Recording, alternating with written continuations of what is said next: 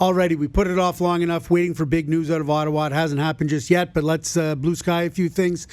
They're trading Matt Duchene, correct, Regs? Yeah, I mean, I guess we have to allow for a small percentage chance that he stays in Ottawa.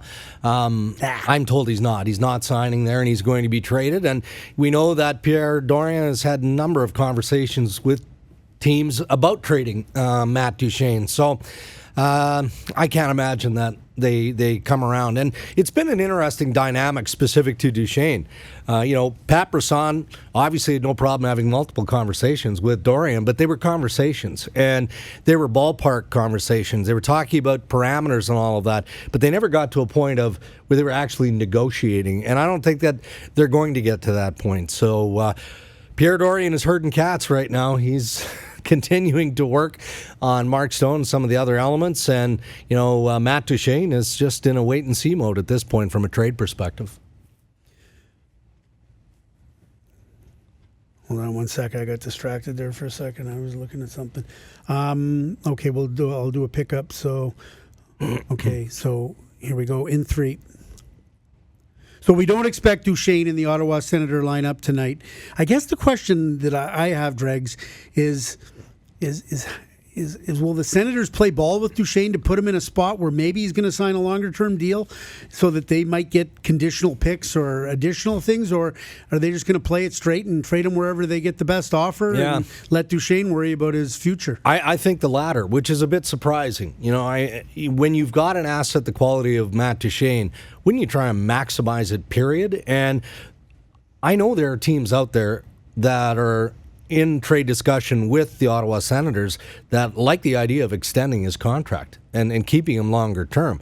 But I don't believe that Pat Brisson has been brought into the mix whereby he has been given full approval to talk to teams about that possibility. And I don't get the sense the Ottawa Senators are overly concerned with that either. And that might be based on the trade discussions that Dorion has had with the interested general managers where he feels he's getting enough back. And Pierre, you mentioned earlier in the podcast about Nashville. It seems like such a natural fit. And I get the feeling that Matt Duchene would look very kindly on going to Nashville. Oh, yeah. I think he's got real estate there. Well, Dean Brown, play-by-play voice of the Senators, tweeted last week, and it is, not that it wouldn't be true, of course it would be, but it is, we know, independently true that Matt Duchene has an investment property in Nashville. Now, I think it's really because Matt Duchene's a crazy country music fan, himself a musician, as we saw this year. So I mean, it's kind of funny, though, if it's not recent, though. Like, he's owned this property for like 2-3 years. Yeah, I didn't know that. Yeah, okay. That's a fact. Yeah. And it is an investment property, and his buddy, I think, owns all that. The Airbnb all that said, I think the Nashville Predators, as you pointed out, have interest in Duchene, and I think of all the places where you could land and maybe get a contract, that Matt Duchene would like to go to Nashville. Yeah, although they would have some cap management to figure out this summer as well. That's a story for another day, but they're going to have to extend Yossi and and I guess we'll get into the PK Subban trade rumors then. I'm just kidding, everyone. I'm just kidding. But I think, listen, Columbus, as we reported, has called Ottawa a bunch of times on Duchene. Dregs, you mentioned the Islanders. I think the Dallas Stars are an interesting wild card out there in terms of the kind of phone calls they're keeping up just in case, right? Yeah. So we'll see. I mean, I understand maybe why Ottawa wouldn't want to bring in Pat Brisson on the process, because maybe it makes it a cleaner trade. And all you do if you're Ottawa, you say, if he signs with the team we trade him to, you got to give us X. Pick. I mean, Buffalo had its return turned into a first-round pick when Evander Kane re-signed in San Jose. Yeah. I get it. Yeah. But you might get more if you brought him in. I don't know. Okay, here we go. Mark Stone time. It's interesting because I think we thought we would know by now, and by now I'm saying it's just past 3 p.m. Eastern as we're taping this. We'd know one way or the other. Mark Stone signing with Ottawa, or Mark Stone's going to market. We thought we would know that by now, and we still don't. So there are going to be some people who say, well, that must mean that maybe things are headed in a good direction, positive for Ottawa Senators fans, that Mark Stone's going to re-sign in Ottawa. And I wouldn't necessarily subscribe to that theory. But I mean, because we haven't heard anything to the contrary, you've got to at least allow for that possibility. Here's what I think I know. The dialogue continues between the Ottawa Senators and Mark Stone. I would imagine and I'm so sick of saying it, it's getting to crunch time here. And whether I thought for sure and think for sure that it should come to a head before the game tonight. But if it doesn't, if the Ottawa Senators don't believe they're on the verge of signing Mark Stone to a contract, then I don't think they have any choice but to do with Mark Stone what we expect they're going to do with Matt Duchene, and that is take him out of the lineup tonight. And I'd go one step further and say, you know what? Same deal with Ryan Dzingel. Sure. And because it's no different. If you're the Ottawa Senators, if you don't have guys' names on dotted lines before the game tonight or an agreement in principle with these guys, then it behooves Pierre Dorion to protect the assets. And so I think that'll be the clincher. If they don't show up in the lineup tonight, then it's pretty obvious they're not signed. If they do show up in the lineup tonight, and listen, we've heard, as I said before, we've heard the rumors back and forth all day, all week, all month. We heard a rumor earlier today that the Sens were preparing for a news conference that would happen on Friday, a game day, and that they're going to name Mark Stone the captain. And I don't doubt for a moment that if they were to get Mark Stone's name on a contract here in the next 12, 24 hours, that they would announce it and they would make him the captain and all of that stuff. But turned out that was way either premature or incorrect. So right now, at this moment in time, the beat goes on. I think, though, even if we don't get that cataclysmic moment, and we never got it with Matt Duchene. No. We never got Matt Duchene saying, that's it, I'm not signing in Ottawa, and the Ottawa Senators announcing, Matt Duchene's now available for trade. We thought we would have that moment. It never happened. Not that simple. And we knew and when Pierre Dorion started talking trade with so many teams, then it became apparent Matt Duchene's going to be traded. Yeah. He's not signing back, even though nobody has said that officially. And maybe the same thing's going to happen with Mark Stone here.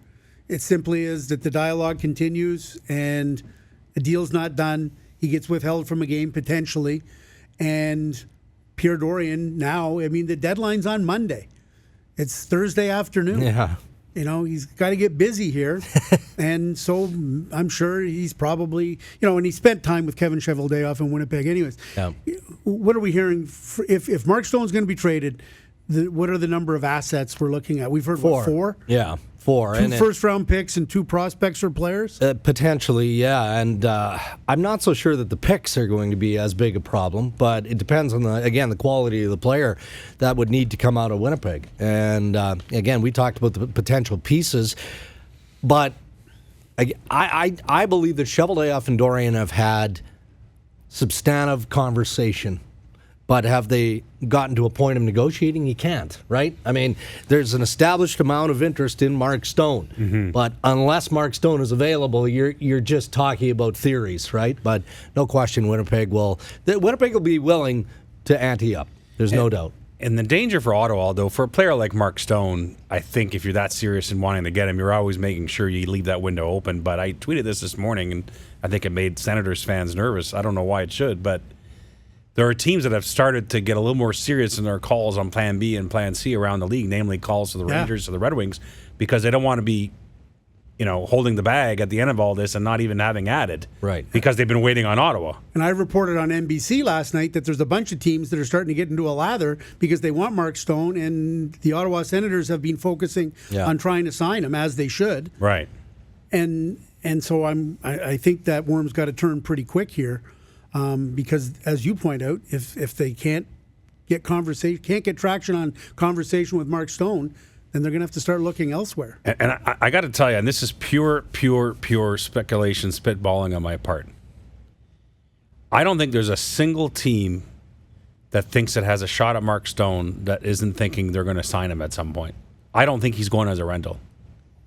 Now, that doesn't mean it happens right away. It might go right to June 30th. No, but you're right. But I'm telling you, he's such a special player. Don't want him as a rental. The teams that want him.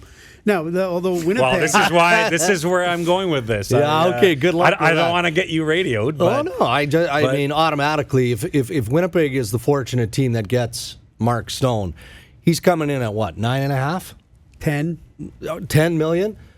Well, Winnipeg's got to move out some big pieces, and You mean past this year? yeah, past this year. Yeah. So, if you're signing Mark Stone, then as crazy as it sounds, I think you have to start wondering about Patrick Line or one of those younger pieces. So okay, I'll take you off the hook here because we actually have a question from Rob. I'm so bad. We have a question from Rob who says it's a John Tortorella hypothetical. Okay. If the Jets were able to negotiate with both Stone and Duchene, he's got both guys. Oh, wow. Stone and Duchene before February 25th and sign them both for at least 3 years, would you trade Line and Little for Stone and Duchene? I'm not sure you could still make it work, though, could you? I mean, if Stone is 10, Matt Duchene's going to be 8 for probably sure. not. Okay, but quite aside from that, that's where people are going to go. That if the Winnipeg Jets were to get Mark Stone, and give up significant assets to do it, and so you're saying 4 pieces. So we're hearing 2 first-round picks and 2 prospects, young players. I don't know what the definition of a first-round pick. Is it a first-round draft pick, an actual first-round draft pick?